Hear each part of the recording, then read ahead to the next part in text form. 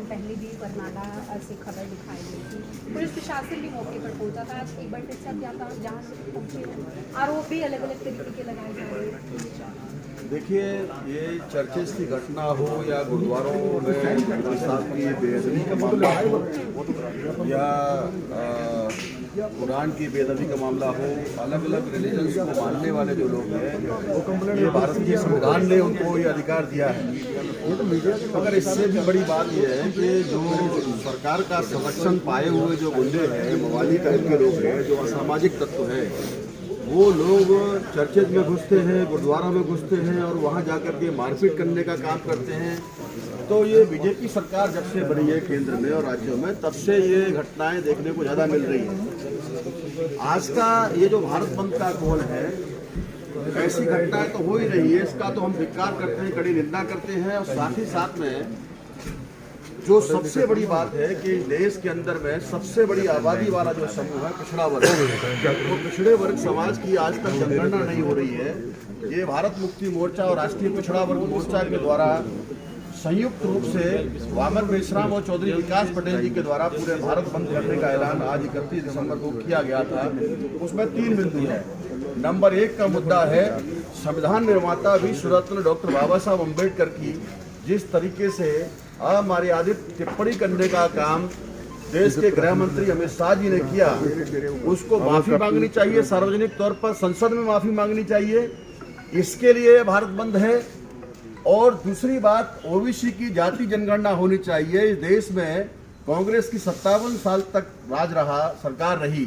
कांग्रेस के लोगों ने गधे, घोड़े, कुत्ते, बिल्ली, बंदरों की सबकी गिनती करवाई। आज नरेंद्र मोदी के नेतृत्व वाली सरकार है बीजेपी की, वो भी करवा रहे हैं। अगर जानवर कम पड़ रहे हैं तो नामीबिया से जाकर के वो टाइगर, चीतों को ला करके भारत के जो वन्य क्षेत्र है उसमें छोड़ने का काम कर रहे हैं। मगर इस देश में सबसे बड़ा जो समूह है पिछड़ा वर्ग, उसकी जनगणना नहीं हो रही है। ओबीसी का प्रधानमंत्री है, उसके बाद भी जनगणना नहीं हो रही है। जनगणना कराना तो दूर की बात है, मगर सरकार की तरफ से यह हलफनामा सुप्रीम कोर्ट में दिया गया कि हम ओबीसी की जाति जनगणना नहीं करेंगे। ये सबसे बड़ी शर्मनाक बात है कि एक ओबीसी के प्रधानमंत्री के रहते हुए ओबीसी के लोगों के साथ में न्याय नहीं हो रहा है, अन्याय हो रहा है। तीसरी बात यह है कि देश के अंदर में हर मतदाता को, दुनिया का सबसे बड़ा लोकतंत्र है, प्रत्येक मतदाता को अपना वोट देकर के अपनी अभिव्यक्ति व्यक्त करने का अधिकार होता है। मगर जब से इलेक्ट्रॉनिक वोटिंग मशीन का जमाना आया है, स्टेबल गवर्नमेंट बनने लगी है, तब से लगातार लोगों के वोटरों के साथ में खिलवाड़ हो रहा है ईवीएम मशीनों के द्वारा। आपने अभी हाल ही में हरियाणा का चुनाव हुआ, उसमें भी देखा कि जितना वोट लोगों ने डाला उससे या तो ज्यादा वोट निकला या कम वोट निकला। ये एडीआर की भी रिपोर्ट है। सारे देश के हर चुनाव के अंदर में, चाहे राज्यों का हो चाहे देश का चुनाव हो, इलेक्ट्रॉनिक वोटिंग मशीनों पर देश की जनता का भरोसा नहीं है। ईवीएम हटाओ, बैलेट पेपर लाओ, इसके लिए सारे देश भर में ये प्रयास है। ये भारत बंद का ऐलान किया गया है। और चौथी बात, ये जो अभी चर्चेस की घटना देखने को मिली कि 29 तारीख को दिन जो है लगभग 12 बजे हम लोग चर्च में, भाई साहब रुक जाइए, इतनी जल्दी आपको क्यों पड़ी है? देश के लोगों की बात है। मैडम भी हमारी जो है जानती है सारी चीजों को, लोकतंत्र को बचाने की बात है। तो जो चर्चेस की घटना हुई, वो चर्चेस की घटना को लेकर के भी वहां जाकर के बजरंग दल के लोग जो है वहां आए और आने के बाद में लोगों की मारपीट शुरू किया, जो एक निंदनीय काम है। बहुत ज्यादा शर्मनाक बात है ये कि इतने बड़े अफसर होने के बाद भी हम बहुजन मुक्ति पार्टी की तरफ से भारत बंद के दौरान इस मुद्दे को शामिल करते हुए ये अल्टीमेटम देने का काम कर रहे हैं। बहुजन मुक्ति पार्टी 22 राज्यों में चलती है, मैं उसका राष्ट्रीय अध्यक्ष हूँ। और सारे देश के अंदर में भारत मुक्ति मोर्चा जैसा बड़ा संगठन है, वामन मेश्राम जैसी बड़ी ताकत है।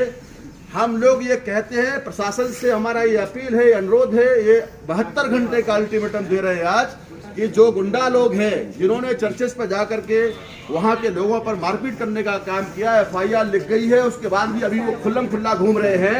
72 घंटे में उनको अरेस्ट किया जाए और अरेस्ट करके उनको सख्त से सख्त कानूनी कार्रवाई करने के लिए हम लोग ये कर रहे हैं। थोड़ा पीछे आपका नाम क्या है? मेरा नाम प्रवींद्र प्रताप सिंह है मैडम। वैसे आपने मीडिया को तो सब बता दिया। मैं आपसे ये अनुरोध करने आया हूँ मेरे सभी साथियों के साथ में कि आज भारत मुक्ति मोर्चा और राष्ट्रीय पिछड़ा वर्ग मोर्चा, राष्ट्रीय क्रिश्चियन मोर्चा, बहुजन मुक्ति पार्टी का समर्थन है उन सबको।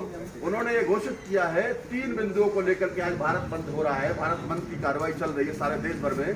पहला बिंदु है बाबा साहब अम्बेडकर जो संविधान निर्माता है, अमित शाह जी ने उनके ऊपर में एक अमानजित टिप्पणी की कि अम्बेडकर अम्बेडकर अम्बेडकर, इतना नाम तो शायद भगवान का लिया होते तो शायद पूरा 7 जन्मों तक आपका बेड़ा पार हो गया होता। तो ये जो शर्मनाक बयान दिया है संसद के अंदर में, सार्वजनिक रूप से संसद में उनको माफी मांगनी चाहिए, इसके लिए भारत बंद है। दूसरी बात यह है कि पिछड़े वर्ग की लोगों की जाति जनगणना नहीं हो रही है, केंद्र सरकार नहीं करा रही है। जानवरों की, गधे घोड़ों की गिनती होती है, मगर पिछड़े वर्ग जो सबसे बड़ा समूह है, गिनती ना होने की वजह से इस देश के अंदर में बजट में एक नए पैसे का प्रावधान भारत सरकार जो है ओबीसी के लोगों के लिए नहीं करती है, मगर उनकी जबान से विकास विकास विकास विकास चिल्लाते रहते हैं। असल में ओबीसी की जाति जनगणना होनी चाहिए, सभी वर्गों की होनी चाहिए, जिससे कि संविधान के तहत दिए हुए अधिकार जो है हर व्यक्ति को मिल सके। इसके लिए भारत बंद आज हो रहा है। तीसरी बात यह है कि इलेक्ट्रॉनिक वोटिंग मशीनों के साथ में लोगों का विश्वास उठ गया है। बैलेट पेपर की पद्धति से चुनाव होना चाहिए, इसके लिए सारे देश भर में मांग है। और माननीय चुनाव आयोग से भी हमारा यही कहना है कि लोग जो चाहते हैं, लोगों के हिसाब से काम होना चाहिए। आप जबरदस्ती लोगों के ऊपर थोपने का काम क्यों कर रहे हो? क्योंकि एडवांस कंट्री के लोग जहां भी है, वो लोग कभी भी ईवीएम मशीनों से चुनाव नहीं कराते हैं। भारत की जनता के ऊपर जबरदस्ती थोपने का काम ही चल रहा है। हर चुनाव में या तो ज्यादा वोट निकलते हैं या कम वोट निकलते हैं, और उस पर पर्दा डालने के लिए कभी मंदिरों को तोड़ा जाता है, कभी मस्जिदों को तोड़ा जाता है, कभी गुरुद्वारों के अंदर में होता है। ये बहुत सारा जो मुख्य मुद्दा से ध्यान भटकाने के लिए अभी चर्चेज वाली बात भी आई कि जो मुख्य मुद्दा है उससे ध्यान हटाने के लिए संभल कांड हो रहा है, आपके यहाँ अम्बाला कांड हो रहा है।